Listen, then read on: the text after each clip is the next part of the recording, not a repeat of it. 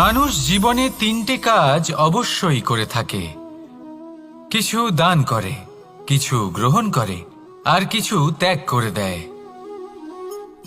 এটাও ভাবতে থাকে যে এটা করলে কিভাবে করবে। দেবার জন্য পর্যাপ্ত ধন নেই, নেবার জন্য সংসারে অত স্নেহ নেই, আর ত্যাগ করার জন্য জীবনে এত সুখই নেই, তাহলে কিভাবে করবে? আসলে আমরা বস্তুগত চাহিদা অর্জনে এত ব্যস্ত হয়ে পড়ি যে আমরা বুঝতেই পারি না যে কি নেবার আছে, কি দেবার আছে, আর কি ত্যাগ করার আছে। তাহলে আজ আমি আপনাকে বলেই দিই, মনে রাখবেন এই তিনটে গুরুত্বপূর্ণ গুণ, তিনটে গুরুত্বপূর্ণ কথা।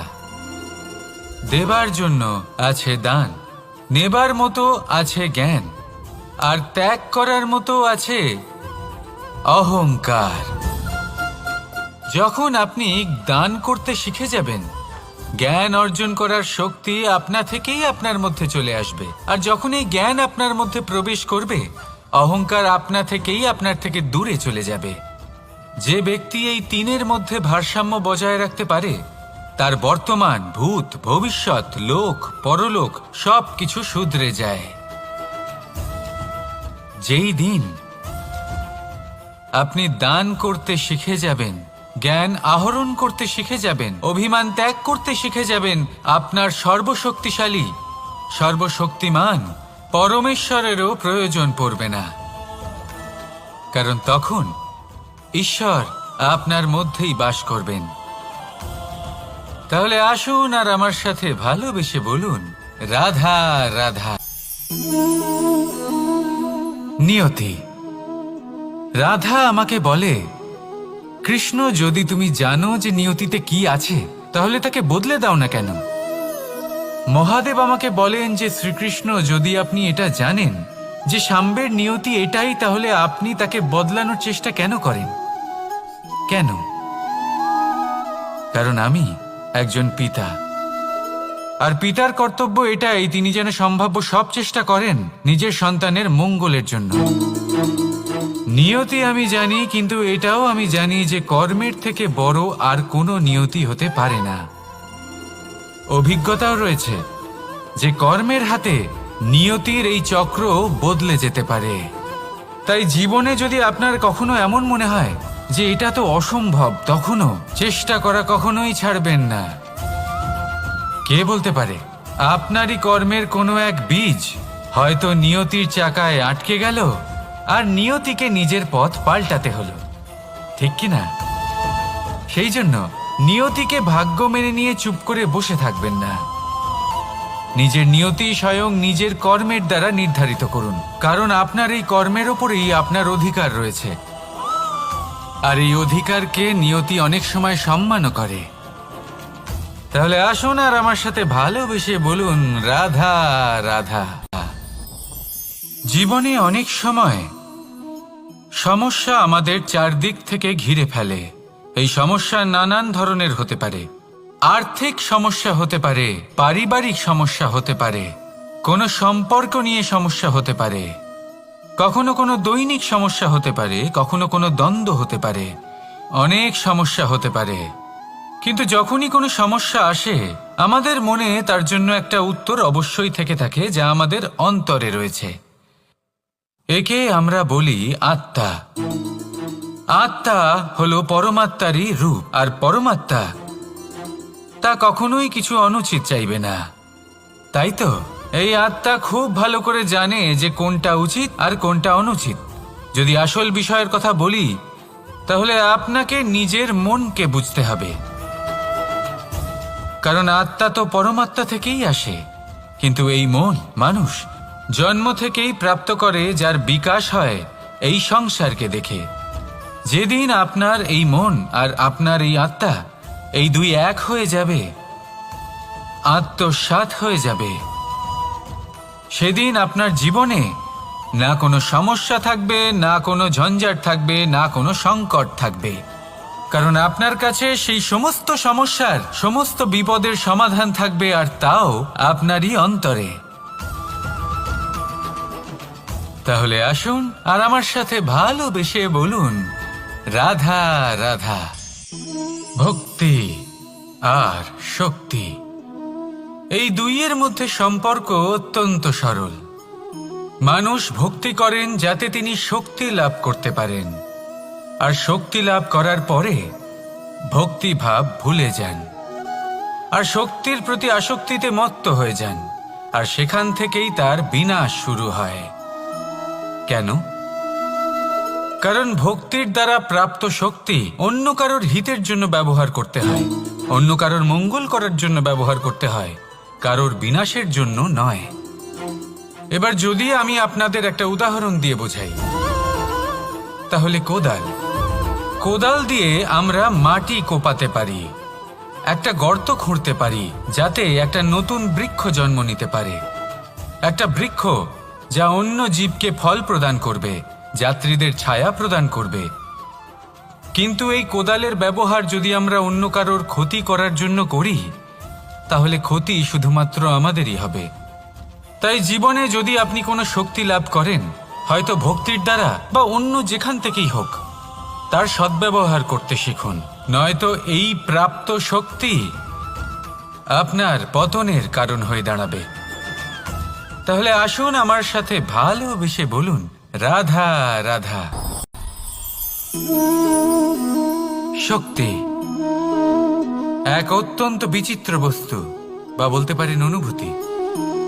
পিতা সবসময় চান যেন তিনি তার শক্তি পুত্রকে সঁপে দিতে পারেন, যাতে সে শক্তিশালী হয়, যাতে তার মঙ্গল হয়। তার পুত্র সবসময় চায় যাতে সে পিতার সেই শক্তি লাভ করে, কিন্তু সেই শক্তি লাভ করার জন্য পুত্র হওয়া যথেষ্ট নয়, যোগ্য পাত্র হতে হয়। আসুন আপনাকে সহজে বোঝাই। যদি আপনি সুপাত্র হন আর আপনাকে শক্তি দেওয়া হয়, তাহলে আপনি সেই শক্তির গুরুত্ব বুঝবেন, কোথায় সেই শক্তি প্রয়োগ করা উচিত সেটা বুঝবেন। আর এটা যেহেতু অর্জন করা শক্তি হবে, সেই শক্তির অপব্যবহার হবে না। কিন্তু যদি এই আপনি কুপাত্র হন আর যদি আপনাকে এই শক্তি দেওয়া হয়, তাহলে কি হবে? দেখতে গেলে এই শক্তি আপনি দান হিসেবে পেয়েছেন, তাই না আপনি এই শক্তির গুরুত্ব বুঝবেন আর না এর প্রয়োগ আপনি জানবেন, তার অপব্যবহার হওয়া সুনিশ্চিত। তাই যদি আপনি কোনো শক্তি অর্জন করতে চান, তাহলে আগে তার যোগ্য হয়ে উঠুন, পুত্র নয় পাত্র হয়ে উঠুন। আর আমার সাথে ভালোবেসে বলুন, রাধা রাধা। কথায় আছে, প্রত্যেক পুত্র তার পিতার প্রতিচ্ছবি হয়, আর সমস্ত প্রতিচ্ছবি চায় যেন সে তার অস্তিত্ব প্রাপ্ত করতে পারে। পুত্র চায় সে যেন তার পিতার মতো হয়, বা কখনো কখনো তার থেকেও শ্রেষ্ঠ হয়। সেটা কোনো অনুচিত ব্যাপার নয়। অনুচিত তখন হয় যখন পুত্র নিজের পিতার মতো হবার স্বপ্ন পূরণ করতে গিয়ে বা তার থেকেও শ্রেষ্ঠ হওয়ার স্বপ্ন পূরণে অনুচিত পথের আশ্রয় নেয়। কারণ তারপরে সে তার পিতার গুণগুলি আত্মসাৎ করতে চায় না। সে শুধুই এটা চায় যে সংসারের চোখে যেন আমি শ্রেষ্ঠ প্রমাণিত হই। এটা অনুচিত। সংসারে এমন অনেক মানুষ আছেন যারা এই কারণে শ্রেষ্ঠ হবার চেষ্টা করেন যাতে তার পরিবারের তার পিতার সম্মান বৃদ্ধি পায়। এমনও মানুষ থাকেন, আর এটাই হলো পার্থক্য উদ্দেশ্যের। মনে রাখবেন, যদি আপনার উদ্দেশ্য শুভ হয় তাহলে পথও শুভ হবে, যদি আপনার উদ্দেশ্য অশুভ হয় তাহলে পথও অশুভ হবে। তাহলে নিজের পিতার মতো হবার চেষ্টা অবশ্যই করুন, তার থেকেও শ্রেষ্ঠ হওয়ার চেষ্টা অবশ্যই করুন, কিন্তু মনে রাখবেন আপনার সংকল্প আর আপনার উদ্দেশ্য এই দুই শুভ হওয়া উচিত। তাহলে আসুন আর আমার সাথে ভালোবেসে বলুন, রাধা রাধা। শক্তি শক্তি অর্জন করা এতটা কঠিন নয় যতটা শক্তি লাভ করার পরে সেই শক্তি সামলানো কঠিন হয়। কারণ যেই মানুষ শক্তি লাভ করে তার মনে গর্ববোধ জন্মায়, জন্মায় অহংকার, জন্মায় জেদ। তাই শক্তি প্রাপ্ত করার সাথে বিনম্র থাকাও অত্যন্ত আবশ্যক। আর এটা আমাদের শেখা উচিত বৃক্ষের থেকে। বৃক্ষ যা আমাদের ফল দেয়, বৃক্ষ যা যত ফল দেয় ততটাই ঝুঁকে যায়। আমরা পাথর মারি ওই বৃক্ষের থেকে ফল প্রাপ্ত করার জন্য। সেই পাথরের মার সহ্য করেও বৃক্ষ আমাদের ফল দেয়। কোনো গর্ববোধ নেই, কোনো অহংকার বোধ নেই, আর সেই জন্য এই বৃক্ষের পুজো করা হয়। এটাই হলো মাহাত্ম্য শক্তির সাথে বিনম্রতার। যদি এই শক্তি সৃজন করে থাকে, সাহায্য করে থাকে, সম্বল হয়ে থাকে, তবেই সেই শক্তি উপযুক্ত। আর নয়তো সেই শক্তি একদিন আপনাকে আসক্ত অবশ্যই করবে। তাহলে শক্তি অবশ্যই অর্জন করুন, কিন্তু তার সাথে সেই শক্তি সামলানোর মতো বিবেকও আপনাকে অবশ্যই জাগ্রত করতে হবে। তাহলে আসুন আমার সাথে ভালোবেসে বলুন, রাধা রাধা। অহংকার অত্যন্ত বলশালী হয়। এই অহংকার মানুষকে কখনো নত হতে দেয় না। অদ্ভুত ব্যাপার, এই অহংকার যা মানুষকে কখনো নত হতে দেয় না, সেটাই তার পতনের কারণও হয়ে দাঁড়ায়। যেখানে মানুষ এটা ভাবতে শুরু করে যে শুধুমাত্র সেই যোগ্য, সেখান থেকেই তার পতনের আরম্ভ। ঠিক কিনা? দেখুন, যদি কোনো মানুষ এটা ভাবে যে আমি এই সব কিছু করতে পারি, তাহলে তা হলো বিশ্বাস। কিন্তু যদি সে এটা ভাবতে থাকে যে শুধুমাত্র আমি এই কাজ করতে পারি, তাহলে তা হলো সেই ব্যক্তির অহংকার। আর এটা আপনাকে বিনাশের দিকে অবশ্যই নিয়ে যাবে। মনে রাখবেন, যখন আমি আর শুধুমাত্র এই দুই এক হয়ে যায়, সেখান থেকে আপনার পতনের সূত্রপাত হবেই। তাই আপনি কখনোই এই অহংকারের চক্রব্যূহে ফেঁসে যাবেন না। বিশ্বাস রাখুন নিজের ওপর এবং অন্যের ওপরও। আর মনে রাখবেন, বিশ্বাসের মধ্যে বিশ্বের প্রত্যেকটা বস্তু বসবাস করে। তাই এই অহংকারকে ত্যাগ করে ফেলুন আর আত্মবিশ্বাসের ওপর মনোসংযোগ করুন। আর আমার সাথে ভালোবেসে বলুন, রাধা রাধা। মানুষ নিজের জীবনে ঈশ্বরকে খুব মান্য করে, ওনার জন্য কি না করে। ভিন্ন ভিন্ন নামে তাকে স্মরণ করে, তাকে পুজো করে, তার আরাধনা করে। সে জানে যে ঈশ্বর তাকে শক্তি অবশ্যই দেবেন, তাকে সাহায্য অবশ্যই করবেন। কিন্তু যখন প্রশ্ন আসে গুরু এবং ঈশ্বরের, তখন গুরুর মান কখনো কম হওয়া উচিত নয়। কারণ সত্যি বলতে কি, গুরুই হলেন সেই সিঁড়ি যা বেয়ে আপনি ঈশ্বরের কাছে পৌঁছানোর পথ খুঁজে পাবেন। সেই পথ আপনি গুরুর থেকেই পাবেন। গুরু না থাকলে আপনি কখনো ঈশ্বর লাভ করতেই পারবেন না। আর জীবনে অনেক সময় লক্ষ্যের থেকেও অনেক বেশি গুরুত্বপূর্ণ হলো পথ। তাই এই পথের সম্মান করতে শিখুন, অর্থাৎ গুরুকে সম্মান করতে শিখুন। কারণ গুরুই হলেন পরমেশ্বর। তাহলে আসুন আর আমার সাথে ভালোবেসে বলুন, রাধা রাধা। আপনার জীবনে আপনার প্রকৃত বন্ধু আসলে কে? আপনার সব থেকে শ্রেষ্ঠ মিত্র আসলে কে? তিনি যিনি সময় এলে পরে আপনাকে সাহায্য করেন, নাকি তিনি যিনি সময় এলে পরে আপনাকে অর্থ দেন? দেখুন, আমরা হলাম মানুষ, আমাদের জীবনে লেনদেন চলতেই থাকে। এটা আমাদের জীবনের অভিন্ন অংশ। কিন্তু অনেক সময় এমন হয় যে আমরা তাকেই নিজের প্রকৃত বন্ধু বলে মনে করি, যিনি আমাদের একটা বহুমূল্য উপহার দেন। ঠিক কিনা? এবার আপনার জীবনে সেই বহুমূল্য উপহার কোনটা, ওই অমূল্য মিত্র আসলে কে, সেই সিদ্ধান্ত হলো আপনার। কিন্তু যদি আপনি আমাকে জিজ্ঞেস করেন, তাহলে আমার মতে স্বর্ণ, হিরে, মুক্ত, ধন এগুলো বহুমূল্য নয়। বহুমূল্য হলো সঙ্গ, যখন আপনি একা হয়ে যাবেন। সময়, যখন আপনার তাকে প্রয়োজন হবে। সমর্পণ, যখন আপনার বিশ্বাসের প্রয়োজন পড়বে। যে মানুষ আপনার প্রতি এই 3 গুণ প্রদর্শন করেন, যিনি আপনার কঠিন সময়ে আপনাকে অবশ্যই সঙ্গ দেবেন, যখন আপনার প্রয়োজন পড়বে আপনাকে অবশ্যই সময় দেবেন, আপনার প্রতি সম্পূর্ণ সমর্পিত থাকবেন, সেই হলো আপনার আসল মিত্র, সেই হলো আপনার প্রকৃত বন্ধু।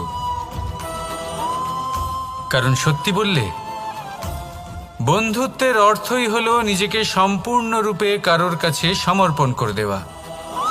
তাই আপনার সেই বন্ধুর জন্য নিজের প্রাণ উজাড় করে দিন আর ভালোবেসে বলুন, রাধা রাধা। মানুষ জীবনে 3টে কাজ অবশ্যই করে থাকে, কিছু দান করে, কিছু গ্রহণ করে, আর কিছু ত্যাগ করে দেয়। এটাও ভাবতে থাকে যে এটা করলে কিভাবে করবে। দেবার জন্য পর্যাপ্ত ধন নেই, নেবার জন্য সংসারে অত স্নেহ নেই, আর ত্যাগ করার জন্য জীবনে এত সুখই নেই, তাহলে কিভাবে করবে? আসলে আমরা বস্তুগত চাহিদা অর্জনে এত ব্যস্ত হয়ে পড়ি যে আমরা বুঝতেই পারি না যে কি নেবার আছে, কি দেবার আছে, আর কি ত্যাগ করার আছে। তাহলে আজ আমি আপনাকে বলেই দিই, মনে রাখবেন এই 3টে গুরুত্বপূর্ণ গুণ, 3টে গুরুত্বপূর্ণ কথা।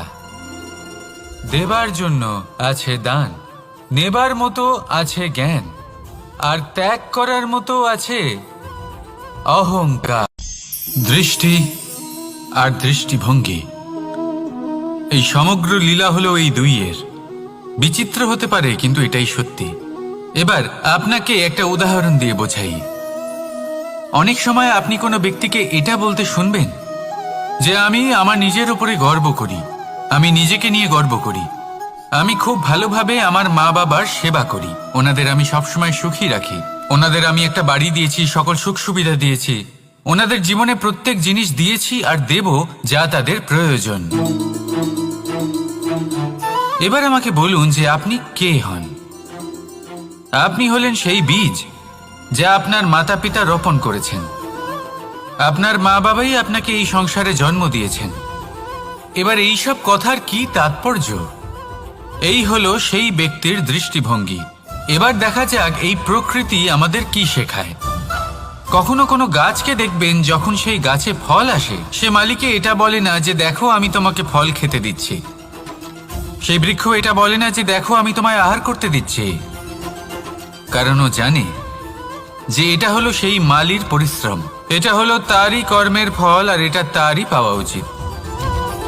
সে বলে যে তোমার জিনিস তোমাকেই অর্পণ করলাম, এ আমার জিনিস নয়। ও জানে সেই মালির গুরুত্ব আসলে কি, এটা হলো তার দৃষ্টিভঙ্গি। সেই জন্য আপনি জীবনে কোন ব্যক্তির মধ্যে, কোন পশু পাখির মধ্যে, কোন প্রাণীর মধ্যে, কোন পরিস্থিতিতে, কোন আবেগের মুহূর্তে কি দেখতে পাচ্ছেন, সেটা আপনার দৃষ্টিভঙ্গির উপরে নির্ভর করছে। তাই নিজের মনে ধনাত্মক ভাব জাগ্রত করুন, শুভ চিন্তা নিয়ে আসুন। এই ভাবনাই সত্য হয়ে সামনে আসবে। এই দৃষ্টিভঙ্গি এমন হয়ে যাবে যে আপনার জীবনে সবকিছুই শুভ হবে। তাহলে আসুন আর আমার সাথে ভালোবেসে বলুন, রাধা রাধা। কখনো কখনো মানুষ মনে করেন যে সে নিজেই সব থেকে বেশি শক্তিশালী, তিনি হলেন জ্ঞানী। দেখুন, এটা ভালো ব্যাপার যে আপনার মধ্যে শক্তি আছে, জ্ঞান আছে, আর এটা শুধু আপনার জন্য নয়, এই সমস্ত সমাজের জন্য, দেশের জন্য, সমগ্র পৃথিবীর জন্য অত্যন্ত আবশ্যক। কিন্তু এই কথাটাও বোঝা অত্যন্ত আবশ্যক যে এই জ্ঞান যেন কখনো অহংকার না হয়ে ওঠে। যখন মানুষের মধ্যে জ্ঞান থাকে তখন সে রাম হয়ে ওঠে। রাম, যিনি সমুদ্রের বুকে সেতু বানিয়েছিলেন, বানর সেনার দ্বারা রাক্ষস রাজকে পরাজিত করেছিলেন, আর চিরকালের জন্য সবার কাছে আদর্শ হয়ে উঠেছিলেন। আর যদি মানুষের মনে অহংকার জন্মায়, তাহলে সে রাবণ হয়ে ওঠে। দেশে বিদেশে যতই খ্যাতি থাকুক না কেন, সে রাক্ষস হয়ে ওঠে, নিজের সাথে সাথে সমস্ত কুলের বিনাশ করে বসে।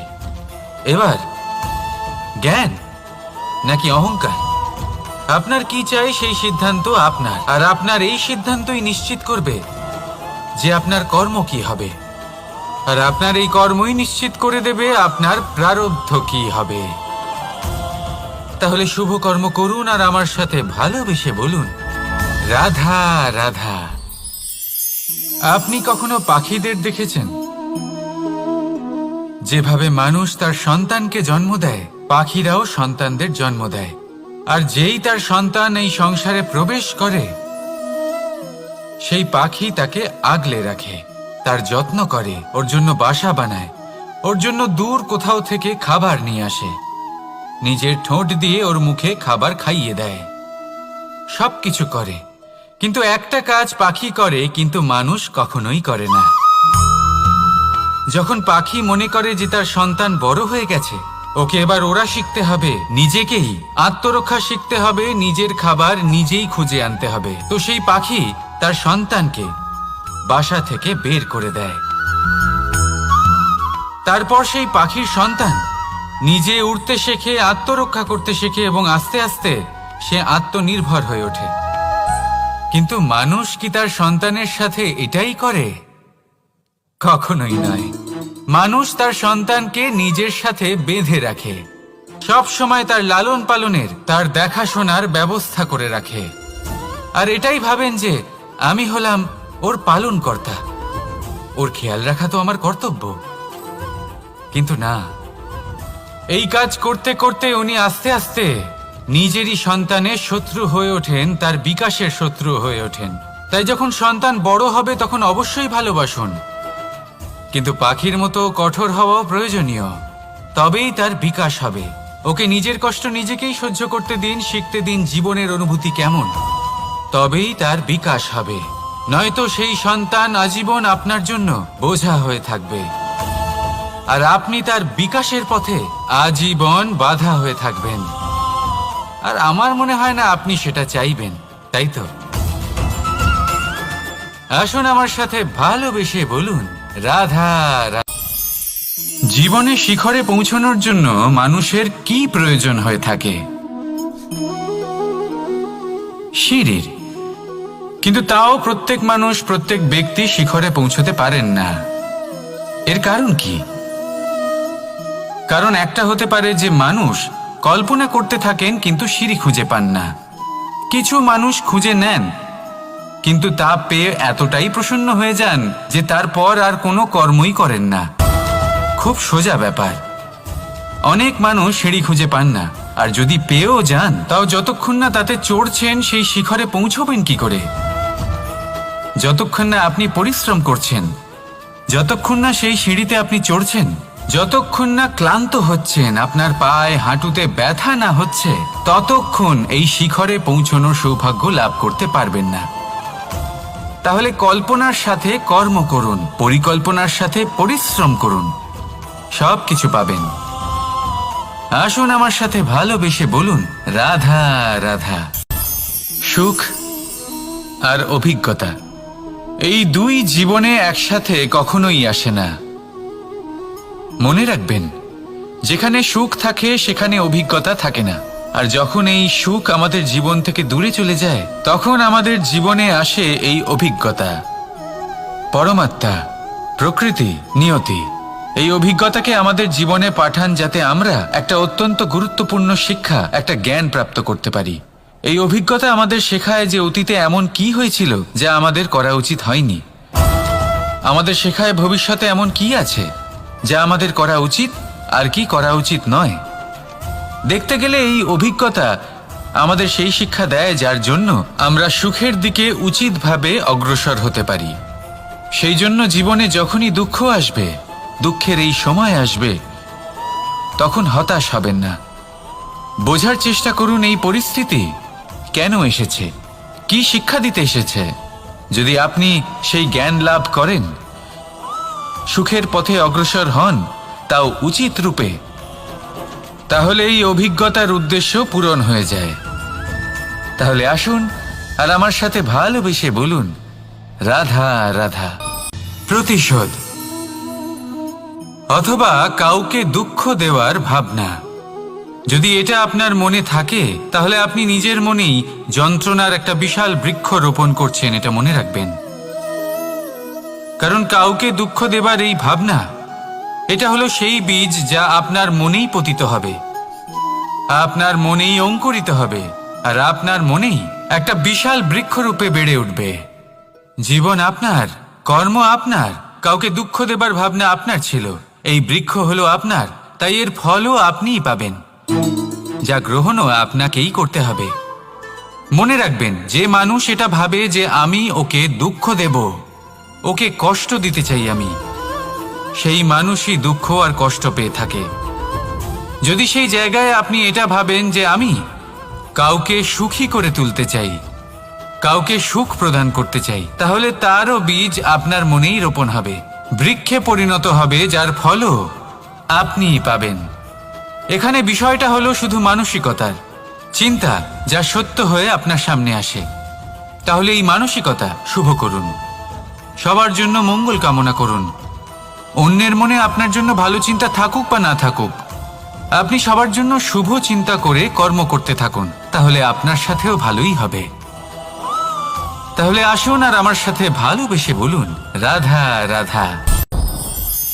আমরা সকলে চাই আমাদের জীবনে সাফল্য আসুক। আমরা চাই যে এই সংসারে আমাদের খ্যাতি ছড়িয়ে পড়ুক। আমরা চাই যেন আমরা আলোচিত হই, কিন্তু শুধু চাইলেই কি যায় আসে? যদি এই সংসারে আলোচিত হতে হয়, তাহলে পরিচিত হতে হবে পরিশ্রমের দ্বারা।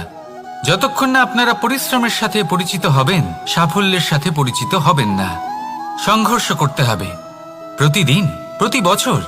জীবনের সব পরিস্থিতিতেই হয়তো নতুন নতুন বাধা আসবে, নতুন নতুন বিঘ্ন ঘটবে, কিন্তু এটা আবশ্যক নয় যে সমস্ত বিঘ্ন বিনাশের জন্য আসবে। কিছু বিঘ্ন আপনার পথ প্রশস্ত করার জন্য আসবে, আপনার পথ পরিষ্কার করার জন্য আসবে। যদি আপনাকে উদাহরণ দিই, যখন বন্যা আসে, বাড়ি ঘর ভেসে যায়, তখন আমরা হতাশ হয়ে পড়ি, আমরা দুঃখী হয়ে পড়ি। কিন্তু সেই বন্যাই আমাদের সেই ধরিত্রীকে এত উর্বর করে তোলে যে সেই উর্বর অংশ কাজে লাগিয়ে আমরা সেরকম আরো 10টা বাড়ি বানাতে পারি। তাহলে ধন্যাত্মক থাকুন আর যে কোনো সংঘর্ষের জন্য প্রস্তুত থাকুন। জীবনে অনেক দূর যেতে পারবেন। তাহলে আসুন আমার সাথে ভালোবেসে বলুন, রাধা রাধা। জীবনে কখনো কখনো আমরা সেই পরিস্থিতিতে ফেসে যাই যখন আমাদের মনে হয় যে আমাদের নতুন কিছু একটা করতে হবে, কিন্তু আমরা করতে পারি না, কারণ কোথাও না কোথাও আমরা রীতির দ্বারা আবদ্ধ, আর আমরা সেই রীতি ভাঙতে চাই না। কেবল একটাই প্রশ্ন আসে মনে, আশেপাশের মানুষ কি বলবে, আশেপাশের মানুষ কি ভাববে। আপনাকে একটা প্রশ্ন করি, কারা এই মানুষজন? আপনার জন্মের সময় এই মানুষজন কোথায় ছিলেন? যখন আপনি কোনো সমস্যায় পড়েন, তখন এই মানুষজন কোথায় থাকেন? এগিয়ে এসে কি আপনাকে সাহায্য করেন, নাকি সেই সমস্যার সমাধান আপনি নিজেই করেন? এইসব মানুষজনের চিন্তা ত্যাগ করুন যদি আপনি জীবনে বাঁচতে চান। ভেবে দেখুন জীবনে কি কি শুভ আছে আর কি কি শুভ করতে পারেন। যদি তা স্রোতের বিপরীতে হয়, তাহলে সংঘর্ষ করুন, কিন্তু এইসব মানুষজনের কথা ভাববেন না। ভেবে দেখুন জীবনে আপনি কি কি শুভ কাজ করতে পারেন। এটা ভাবুন যে আপনি কখনো এমন কোনো কাজ করে ফেলেননি তো যার জন্য কারোর হৃদয় আহত হয়েছে। শুভর দিকে নিজের চিন্তা কেন্দ্রীভূত করুন, আপনার জীবনে সব কিছু শুভই হবে। তাহলে আসুন আমার সাথে ভালোবেসে বলুন, রাধা রাধা। সমস্যা, কঠিন সময়, সংকট, বিপদ কার জীবনে নেই?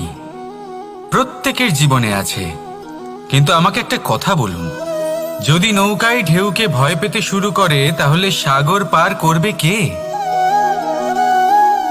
কখনো কোনো ছোট্ট পিঁপড়েকে দেখেছেন, যে আকারে হয়তো ছোট হতে পারে কিন্তু বড় শিক্ষা দিয়ে যায়? কিন্তু আমরা শিখিই না। এবার দেখুন একটা পিঁপড়েকে, যে ভোজনের খোঁজে বাইরে বের হয়, একটা ছোট্ট দানা তুলে নেয়।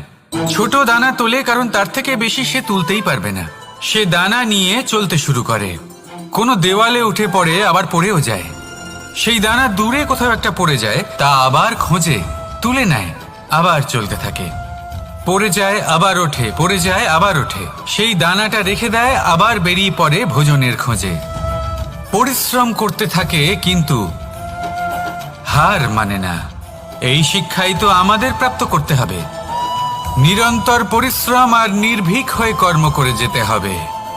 এটাই হলো সাফল্যের মাধ্যম, এটাই হলো জয়ের মন্ত্র, অচ্যুত অজয় অস্ত্র। তাহলে আসুন আর আমার সাথে ভালোবেসে বলুন, রাধা রাধা।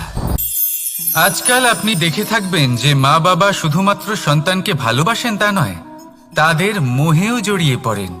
বিদ্যালয় যখন পাঠান তখন সমস্ত সুযোগ সুবিধা দিয়েই পাঠান। চেষ্টা করেন যে সবসময় যেন সন্তান তাদের চোখের সামনেই থাকে।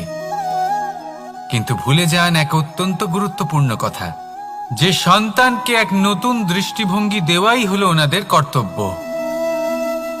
সেই জন্য পুরাতনকালে শিষ্যদের গুরুকুলে পাঠানো হতো, বাড়ির থেকে দূরে। কারণ বাড়ি ছেড়ে যাওয়া এক সন্তানের জন্য, এক শিষ্যের জন্য অত্যন্ত শুভ লক্ষণ হয়। যখন সে বাড়ির থেকে দূরে, গৃহস্থের থেকে দূরে থাকবে, তখন এই সংসারকে সে এক নতুন দৃষ্টিভঙ্গি দিয়ে দেখবে, পরখ করবে, বুঝতে পারবে, আর সবকিছু নিজে থেকেই শিখে যাবে কখন আক্রমণ করতে হয়, কখন পিছু হটতে হয়, কিভাবে এই সংসারের সম্মুখীন হতে হয়। আর এটা আপনার দৃষ্টি ওকে শেখাতে পারবে না, ওর অভিজ্ঞতা ওকে শেখাতে পারবে। তাই মনে রাখবেন, যদি আপনি চান যে আপনার সন্তানের বিকাশ হোক, তাহলে অনেক সময় ওকে নিজের থেকে দূরে নিয়ে যেতে হয়। যদি মোহে আবদ্ধ থাকেন তাহলে ওর বিকাশ কখনোই হবে না। তাহলে আসুন আমার সাথে ভালোবেসে বলুন, রাধা রাধা। এই সমগ্র সংসারের সব থেকে গুরুত্বপূর্ণ ব্যক্তি কে? স্বয়ং আপনি। নিজের জন্য তো বটেই, তাই না?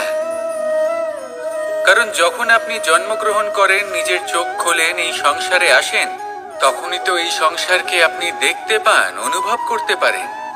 এখানকার আবেগ, এখানকার মানুষজন তখন থেকেই অনুভব করেন। যদি আপনি না থাকেন, তাহলে এই সংসারের অস্তিত্ব আপনার কাছে শূন্যের সমান, তাই না? আপনি না থাকলে এই সংসারও আপনার কাছে নেই। এবার সবাই বলবেন যে এ তো সত্যি কথা, সেই অনুযায়ী তো আমার স্বার্থপর হওয়া উচিত, অহংকারী হওয়া উচিত, কারণ আমার কাছে আমিই তো সবকিছু। দৃষ্টিভঙ্গি পাল্টে দেখুন, আপনার কাছে সব থেকে বেশি গুরুত্বপূর্ণ ব্যক্তি কে? আপনি নিজেই। সেই মানুষটি কেমন হওয়া উচিত একটু ভেবে দেখুন। সবসময় সকলকে সাহায্য করুন, একসাথে মিলে পরিশ্রম করুন, সাহায্য করুন অন্যদেরকে, এটা অতি আবশ্যক। এবং তার থেকেও বেশি গুরুত্বপূর্ণ হলো এটাই যে আপনার মনে যেন কখনো এই বিষয়ে ভয় না থাকে যে আমি আমার প্রিয়জনদের, আমার কাছের মানুষগুলিকে হারিয়ে ফেলব। এই ভয় কখনোই মনের মধ্যে থাকা উচিত নয়। যদি ভয় থাকে তাহলে থাকুক এই বিষয়ে যে সকল মানুষ আমার জীবন থেকে, আমার থেকে দূরে চলে যাচ্ছেন, তাদের বাধা দিতে দিতে আমি যেন নিজেকেই না হারিয়ে ফেলি, নিজের অস্তিত্বকেই না হারিয়ে ফেলি, নিজের ব্যক্তিত্বকে, নিজের বিচারধারাকে, নিজের করুণার শক্তি না হারাই। তাহলে এই ভয় ত্যাগ করুন আর আমার সাথে ভালোবেসে বলুন, রাধা রাধা। দৃষ্টি আর দৃষ্টিভঙ্গি, এই সমগ্র লীলা হলো এই দুইয়ের। বিচিত্র হতে পারে, কিন্তু এটাই সত্যি। এবার আপনাকে একটা উদাহরণ দিয়ে বোঝাই। অনেক সময় আপনি কোনো ব্যক্তিকে এটা বলতে শুনবেন যে আমি আমার নিজের উপরে গর্ব করি, আমি নিজেকে নিয়ে গর্ব করি, আমি খুব ভালোভাবে আমার মা বাবার সেবা করি, ওনাদের আমি সবসময় সুখী রাখি, ওনাদের আমি একটা বাড়ি দিয়েছি, সকল সুখ সুবিধা দিয়েছি, ওনাদের জীবনে প্রত্যেক জিনিস দিয়েছি আর দেব যা তাদের প্রয়োজন। এবার আমাকে বলুন যে আপনি কে হন? আপনি হলেন সেই বীজ যা আপনার মাতা পিতা রোপণ করেছেন। আপনার মা বাবাই আপনাকে এই সংসারে জন্ম দিয়েছেন। এবার এইসব কথার কি তাৎপর্য? এই হলো সেই ব্যক্তির দৃষ্টিভঙ্গি। এবার দেখা যাক এই প্রকৃতি আমাদের কি শেখায়। কখনো কোনো গাছকে দেখবেন, যখন সেই গাছে ফল আসে, সে মালিকে এটা বলে না যে দেখো আমি তোমাকে ফল খেতে দিচ্ছি। সেই বৃক্ষ এটা বলে না যে দেখো আমি তোমায় আহার করতে দিচ্ছি, কারণ ও জানে যে এটা হলো সেই মালির পরিশ্রম, এটা হলো তারই কর্মের ফল, আর এটা তারই পাওয়া উচিত। সে বলে যে তোমার জিনিস তোমাকেই অর্পণ করলাম, এ আমার জিনিস নয়। ও জানে সেই মালির গুরুত্ব আসলে কি, এটা হলো তার দৃষ্টিভঙ্গি। সেই জন্য আপনি জীবনে কোন ব্যক্তির মধ্যে, কোন পশু পাখির মধ্যে, কোন প্রাণীর মধ্যে, কোন পরিস্থিতিতে, কোন আবেগের মুহূর্তে কি দেখতে পাচ্ছেন, সেটা আপনার দৃষ্টিভঙ্গির উপরে নির্ভর করছে। তাই নিজের মনে ধনাত্মক ভাব জাগ্রত করুন, শুভ চিন্তা নিয়ে আসুন। এই ভাবনাই সত্য হয়ে সামনে আসবে। এই দৃষ্টিভঙ্গি এমন হয়ে যাবে যে আপনার জীবনে সবকিছুই শুভ হবে। তাহলে আসুন আর আমার সাথে ভালোবেসে বলুন, রাধা রাধা। কখনো কখনো মানুষ মনে করেন যে সে নিজেই সব থেকে বেশি শক্তিশালী, তিনি হলেন জ্ঞানী। দেখুন, এটা ভালো ব্যাপার যে আপনার মধ্যে শক্তি আছে, জ্ঞান আছে, আর এটা শুধু আপনার জন্য নয়, এই সমস্ত সমাজের জন্য, দেশের জন্য, সমগ্র পৃথিবীর জন্য অত্যন্ত আবশ্যক। কিন্তু এই কথাটাও বোঝা অত্যন্ত আবশ্যক যে এই জ্ঞান যেন কখনো অহংকার না হয়ে ওঠে। যখন মানুষের মধ্যে জ্ঞান থাকে তখন সে রাম হয়ে ওঠে। রাম, যিনি সমুদ্রের বুকে সেতু বানিয়েছিলেন, বানর সেনার দ্বারা রাক্ষস রাজকে পরাজিত করেছিলেন, আর চিরকালের জন্য সবার কাছে আদর্শ হয়ে উঠেছিলেন। আর যদি মানুষের মনে অহংকার জন্মায় তাহলে সে রাবণ হয়ে ওঠে। দেশে বিদেশে যতই খ্যাতি থাকুক না কেন, সে রাক্ষস হয়ে ওঠে, নিজের সাথে সাথে সমস্ত কুলের বিনাশ করে বসে। এবার জ্ঞান নাকি অহংকার, আপনার কি চাই সেই সিদ্ধান্ত আপনার, আর আপনার এই সিদ্ধান্তই নিশ্চিত করবে যে আপনার কর্ম কি হবে, আর আপনার এই কর্মই নিশ্চিত করে দেবে আপনার প্রারব্ধ কি হবে। তাহলে শুভ কর্ম করুন আর আমার সাথে ভালোবেসে বলুন, রাধা রাধা। আপনি কখনো পাখিদের দেখেছেন? যেভাবে মানুষ তার সন্তানকে জন্ম দেয়, পাখিরাও সন্তানদের জন্ম দেয়। আর যেই তার সন্তান এই সংসারে প্রবেশ করে, সেই পাখি তাকে আগলে রাখে, তার যত্ন করে, ওর জন্য বাসা বানায়, ওর জন্য দূর কোথাও থেকে খাবার নিয়ে আসে, নিজের ঠোঁট দিয়ে ওর মুখে খাবার খাইয়ে দেয়, সবকিছু করে। কিন্তু একটা কাজ পাখি করে কিন্তু মানুষ কখনোই করে না। যখন পাখি মনে করে যে তার সন্তান বড় হয়ে গেছে, ওকে এবার ওরা শিখতে হবে, নিজেকেই আত্মরক্ষা শিখতে হবে, নিজের খাবার নিজেই খুঁজে আনতে হবে, তো সেই পাখি তার সন্তানকে বাসা থেকে বের করে দেয়। তারপর সেই পাখির সন্তান নিজে উড়তে শেখে, আত্মরক্ষা করতে শেখে, এবং আস্তে আস্তে সে আত্মনির্ভর হয়ে ওঠে। কিন্তু মানুষ কি তার সন্তানের সাথে এটাই করে? কখনোই নয়। মানুষ তার সন্তানকে নিজের সাথে বেঁধে রাখে, সব সময় তার লালন পালনের, তার দেখাশোনার ব্যবস্থা করে রাখে, আর এটাই ভাবেন যে আমি হলাম ওর পালনকর্তা, ওর খেয়াল রাখা তো আমার কর্তব্য। কিন্তু না, এই কাজ করতে করতে উনি আস্তে আস্তে নিজেরই সন্তানের শত্রু হয়ে ওঠেন, তার বিকাশের শত্রু হয়ে ওঠেন। তাই যখন সন্তান বড় হবে তখন অবশ্যই ভালোবাসুন, কিন্তু পাখির মতো কঠোর হওয়াও প্রয়োজনীয়, তবেই তার বিকাশ হবে। ওকে নিজের কষ্ট নিজেকেই সহ্য করতে দিন, শিখতে দিন জীবনের অনুভূতি কেমন, তবেই তার বিকাশ হবে। নয়তো সেই সন্তান আজীবন আপনার জন্য বোঝা হয়ে থাকবে, আর আপনি তার বিকাশের পথে আজীবন বাধা হয়ে থাকবেন। আর আমার মনে হয় না আপনি সেটা চাইবেন, তাই তো? আসুন আমার সাথে ভালোবেসে বলুন, রাধা রাধা। জীবনে শিখরে পৌঁছানোর জন্য মানুষের কি প্রয়োজন হয়ে থাকে? সিঁড়ির। কিন্তু তাও প্রত্যেক মানুষ, প্রত্যেক ব্যক্তি শিখরে পৌঁছতে পারেন না। এর কারণ কি? কারণ একটা হতে পারে যে মানুষ কল্পনা করতে থাকেন কিন্তু সিঁড়ি খুঁজে পান না। কিছু মানুষ খুঁজে নেন কিন্তু তা পেয়ে এতটাই প্রসন্ন হয়ে যান যে তারপর আর কোনো কর্মই করেন না। খুব সোজা ব্যাপার। অনেক মানুষ সিঁড়ি খুঁজে পান না, আর যদি পেয়েও যান তাও যতক্ষণ না তাতে চড়ছেন সেই শিখরে পৌঁছবেন কি করে? যতক্ষণ না আপনি পরিশ্রম করছেন, যতক্ষণ না সেই সিঁড়িতে আপনি চড়ছেন, যতক্ষণ না ক্লান্ত হচ্ছেন, আপনার পায়ে হাঁটুতে ব্যথা না হচ্ছে, ততক্ষণ এই শিখরে পৌঁছানোর সৌভাগ্য লাভ করতে পারবেন না। তাহলে কল্পনার সাথে কর্ম করুন, পরিকল্পনার সাথে পরিশ্রম করুন, সব কিছু পাবেন।